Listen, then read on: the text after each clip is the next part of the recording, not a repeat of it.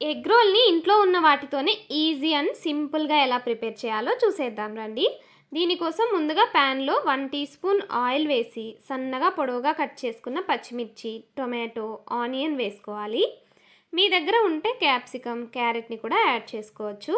ఇందులోకే కొద్దిగా కారం, సాల్ట్, మిరియాల పొడి వేసి లో ఫ్లేమ్లోనే జస్ట్ 1 మినిట్ వేయించుకొని తీసి పక్కన పెట్టుకోవాలి. తర్వాత ప్యాన్ మీద చపాతీ వేసి ఒకవైపు కాలాక ఇంకోవైపు తిప్పి ఒక ఎగ్ని బీట్ చేసుకుని చపాతీ మీదకి వేసుకుని చపాతీ మొత్తానికి స్ప్రెడ్ చేసుకుని కాల్చుకున్నాక ఈ చపాతీని ప్లేట్లోకి తీసుకుని మనం ప్రిపేర్ చేసి పెట్టుకున్న ఆనియన్ టొమాటోస్ని చూపించిన విధంగా చపాతీ మధ్యలోకి వేసుకోవాలి. దీని మీద నుంచి 1 స్పూన్ టొమాటో కెచప్ వేసుకోవాలి.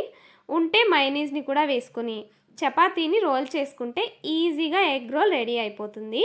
పిల్లలు కూడా చాలా ఇష్టంగా తింటారు. సబ్స్క్రైబ్.